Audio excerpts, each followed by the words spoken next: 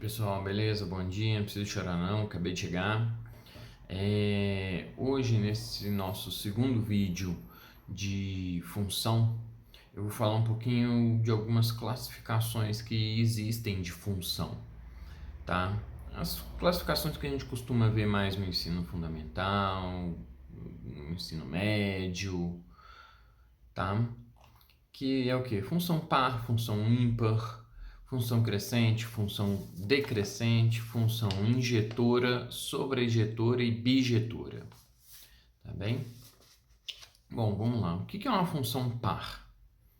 A função par é aquela em que o gráfico é simétrico em relação ao eixo y. Então, como se a gente desenhasse o gráfico, né? Tem o eixo x, o eixo y.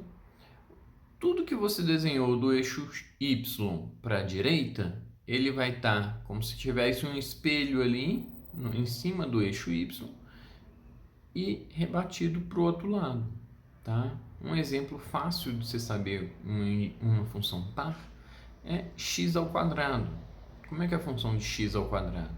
Ele vai subindo para um lado e também para o outro. É igualzinho, como se tivesse um espelho ali. E a função ímpar?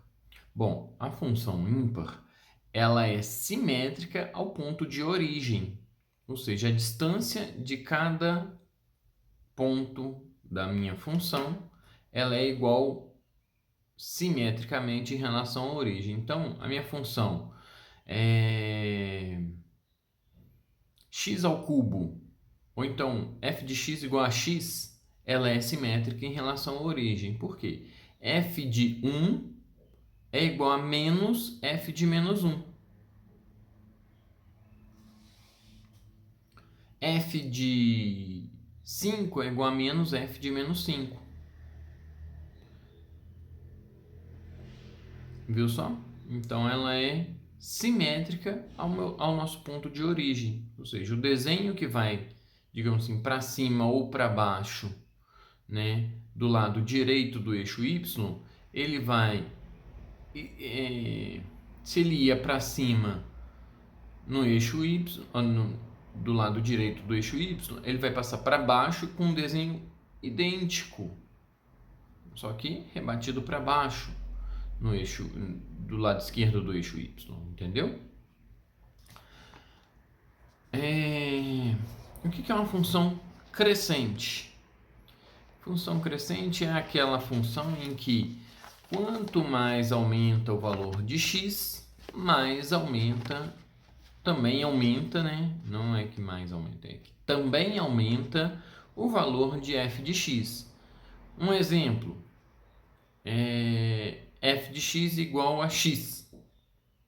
Tá? Peguei o exemplo mais simples, mas é uma função crescente. Por quê? Quanto é que vale f de 1? 1. F de 2? 2. 1 é maior que 2, 1 é maior que 2. Então vamos pegar um outro exemplo. X ao cubo também é uma função inteiramente crescente, né? O tempo todo crescente, né? Quanto é que vale f de 2? 2 ao cubo, 8. Beleza. Então agora quanto é que vale f de 3? 3 ao cubo, 27. 3 é maior que 2? 27 é maior que 8? Então você aumentou o x e aumentou o f de x. Tá, beleza? Isso é uma função crescente. De forma inversa, o que é a função decrescente? É eu aumentar o x e diminuir o meu f de x. Tá? Quando é que isso acontece? Vamos pegar uma função que é decrescente. F de x igual a menos x. É uma função decrescente. Quanto é que vale f de 2? Menos 2. E o f de 3? Menos 3. 3 é maior que 2, só que menos 3 é menor que menos 2. Então, a gente aumentou o x e diminuiu o f de x, ou seja, o meu y. Tá bacana? Tá fácil de entender aí? E se me der no gráfico? É só a gente olhar. Quanto mais para a direita a gente está indo no nosso x, se o nosso f de x, ou seja, o valor de y, né, está crescendo, ou seja, está indo mais para cima o tempo todo ou se ele está indo mais para baixo o tempo todo. Entendeu? Se ele está indo para cima, é crescente. Se ele está indo para baixo, é decrescente. Agora a gente vai falar um pouquinho do que é uma função injetora ou injetiva. Tá? Uma função injetora é aquela em que cada elemento do conjunto imagem está associado a apenas um elemento do conjunto domínio. Ou seja, se a gente fizer o diagraminha lá de bolinhas, né? Diagrama de Venn para representar os conjuntos,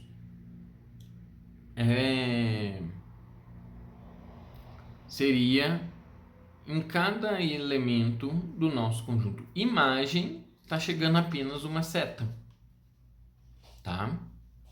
Então já quer dizer que cada elemento da nossa imagem chega apenas uma seta. Então eu encontro aquela imagem apenas com um elemento do nosso conjunto domínio. E o que é uma função sobrejetora? A função sobrejetora é aquela em que o nosso contradomínio é igual à nossa imagem. Ou seja, todo o contradomínio é o conjunto imagem. Tá? Ou seja, a partir dos elementos do nosso domínio, a gente encontra todos os elementos do contradomínio. E o que é uma função bijetora? É quando ela é ao mesmo tempo injetora e sobrejetora, ou seja, a partir de todos os elementos do nosso domínio, a gente encontra todos os elementos do contradomínio e apenas de uma forma. Ou seja, por exemplo, a função f de x igual a x ao cubo.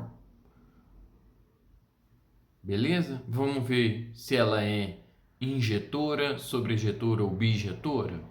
Então vamos lá. O nosso domínio é o conjunto dos reais. Então a gente tem todos os números aí, tá? É possível calcular qualquer número elevado ao cubo? Sim. Beleza?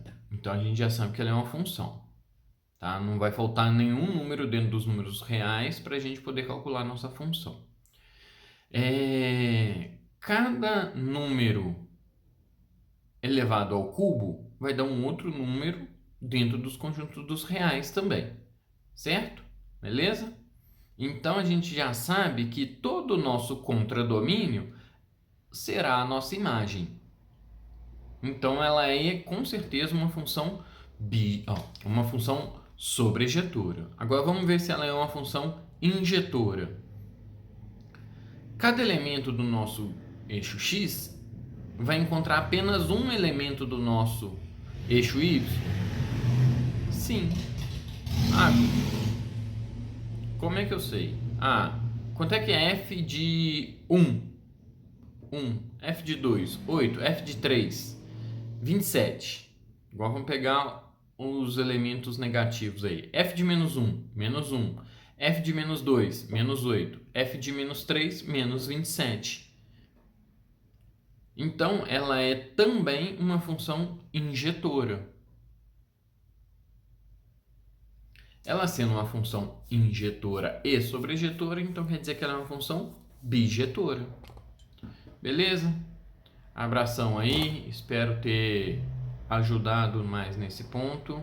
E até a próxima, não chora não, curte, compartilha. Abração a todos.